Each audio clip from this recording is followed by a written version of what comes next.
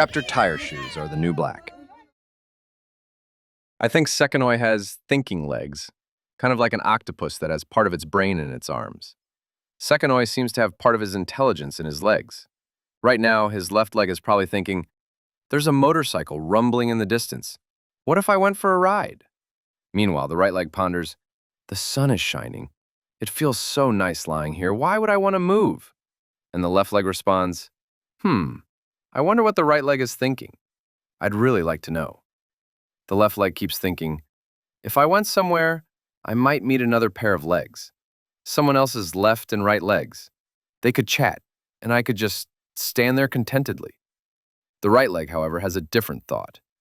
Good thing I can't talk to the left leg. If the Maasai were chatting and I was chatting with the left leg, that would be way too much conversation. Better to just rest here on this little wall. The left leg hatches a plan. To Kojkai's workshop. There's bound to be excitement.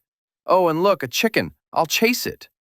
And then the legs fall into a profound silence. Legs usually stay quiet, but this time they're profoundly quiet.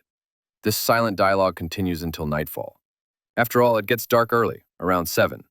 Once more, the right leg muses, what a pity Maasai don't use watches. They could wear them on their legs. I'd know the time instantly.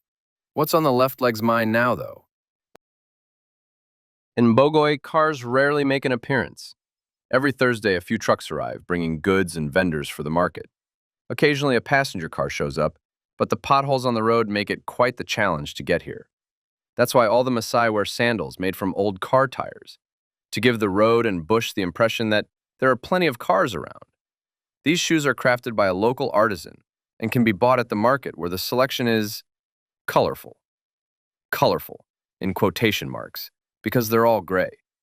It's more of a gray selection, but at least there are different sizes. I wanted to buy a pair of these shoes, but after trying several, they were all the same small size. Maybe the Maasai are simply born with identical feet. Evolution seems to have stepped in and adapted their feet to the single size of available sandals.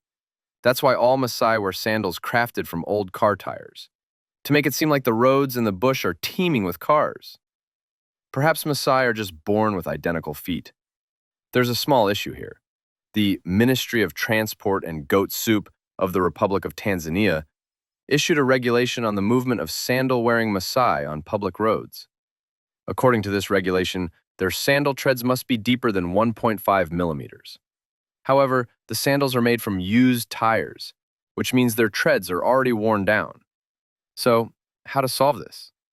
If the police were responsible for checking, they would have to be stationed in Mbogoi, but there aren't any police there. Officials therefore amended the regulation, and it now states that whenever one Maasai meets another, they must inspect each other's sandal tread depth. If one of them has a tread depth of less than 1.5 millimeters, the inspecting Maasai must issue an on-the-spot fine to the inspected Maasai.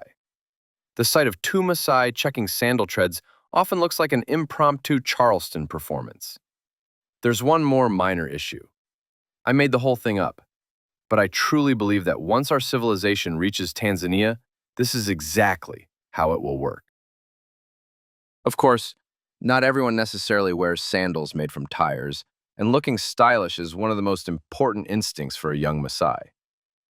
The basic and simplest sandal upgrade involves attaching a plastic zip tie, which then sticks up and cheerfully flaps around. The next level features sandals not made from tires, but molded from plastic, usually in yellow or white. I couldn't quite grasp the symbolism behind which ones are better, who wears which color, or which color is meant for which occasion. I have another very amusing story about footwear, but this one concerns the Swahili people living in the village.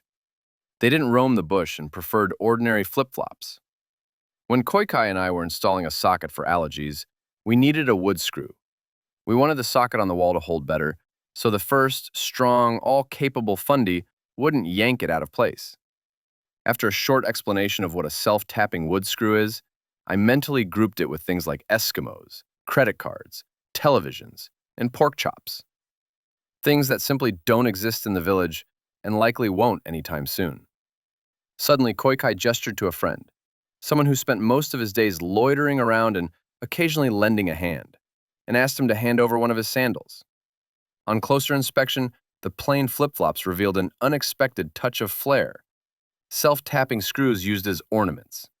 We unscrewed the screws from the sandals and used them to secure the socket.